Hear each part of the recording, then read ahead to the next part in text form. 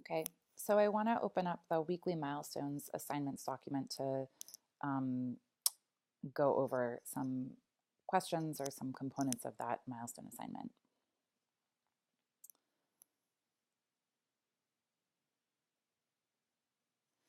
All right, so this document explains each of the weekly assignments. They're also visible, just like each week's assignment is visible in Canvas under the assignments folder, or each assignment is listed separately. So you can always look at that. But this is helpful just to give you an overarching sense of what's coming up and what you're responsible for. Okay, so last week you guys met, or 2 weeks ago you met and started to think through topics and identify kind of what you're going to be working on. That was really just for you to come up with pretty vague topics and to get to know one another and exchange information like your contact details. Um, this week we're looking at the background research. And this is where you kind of look more specifically at what is already known about your topic. So I want to be clear that your topic can still change slightly, and you may at the end have to go back and modify your research based on what it turns out that you end up deciding to do. Okay, so it's great to get started, and if you are consistent then throughout the whole project, then you've saved yourself from some extra work in the end. But if it turns out as you're going that one aspect of your topic seems to be really more interesting to you, or there's more outside information that you can draw on, then you might have to go back and do some additional research at the end. Okay. I encourage you to use peer-reviewed journal articles and to use our San Jose State Library database to find these articles. If you just enter it in Google, you'll find that a lot of articles, they'll ask you to pay to access them. But if you go through the San Jose State Library, then you can access them for free. So I think I'll just open up a new browser window and just give you an example here. So I have the library webpage bookmarked, but you can just go to the library.sjsu.edu. And if you use this one search, you can put in topics like, let's just say, anxiety, college students, and you'll be able to find journal articles, books, all kinds of things if you type that in. Or you can look specifically just for articles, for example. So you can click that and you'll do a search that'll pull up a lot of different articles. And some of these might turn out be helpful and others maybe not so much. I'd also encourage you to, as a group, set up a meeting with our department librarian, who is Adriana Poo. And she has worked a lot with our students one-on-one, doing coaching around how to use the databases. And she can show you how to distinguish between a kind of high quality peer-reviewed article. So here you can see it says right here peer-reviewed, and then it says full text available. So this is something where this article, you might be interested in reading it. And if you just put it in on Google Scholar, it might not show up that you can access the full text for free. The peer-reviewed thing is really helpful too, because that means that it's gone through some level of being kind of considered by other scholars to know whether or not it's actually a good quality research. Okay, so I'm going to close that back and go back to here. Okay, so some other good sources of information would be things like the Center for Disease Control and Prevention. So we have the link here for those statistics. So if you're doing something like vaccination or STDs or depression, you'll probably find some statistics. And often their statistics are disaggregated by gender, by race or ethnicity, by region, Two other databases that we also recommend are the California Department of Public Health and the California Health Interview Survey. CHIS, hopefully these instructions are still up to date about how to access. You have to set up an account, but it's a free account. And I'd encourage you to do that. And in fact, I think your homework will require you to do that. So there are a lot of different ways that you can search for topics under CHIS. And this is a good way to get local county data like Santa Clara County level data or state of California. But the main thing that you're going to do is do a write-up where you talk about what the relevance of your topic is to public health. So for example, if I'm talking about depression, it's important because, and I'd here use some actual data, X% of the population experiences depression. This is the second largest cause of disability, blah, blah, blah, blah. But you're not just saying it's important because we all care about this, but you're actually using data to support an argument about why this is an important public health topic.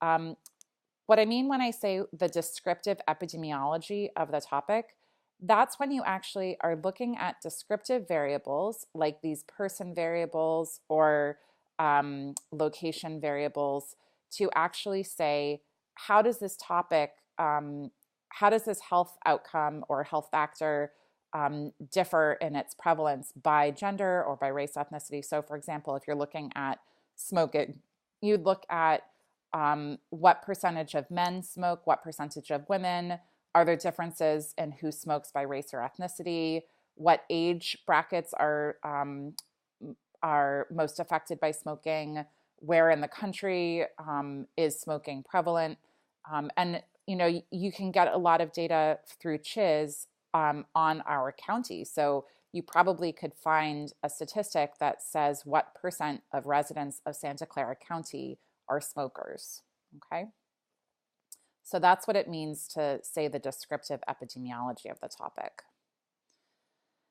So the next assignment will be to go back and revise the research, background research, in light of some suggestions or comments or feedback, and to create a reference list.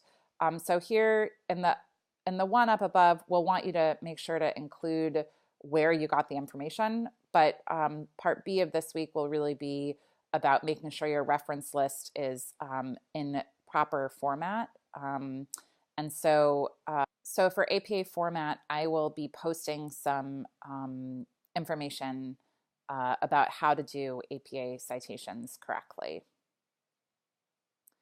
So the next week is when you'll narrow in from a broader topic like depression or smoking to a very specific research question. This research question should take the form of a descriptive epidemiologic research question.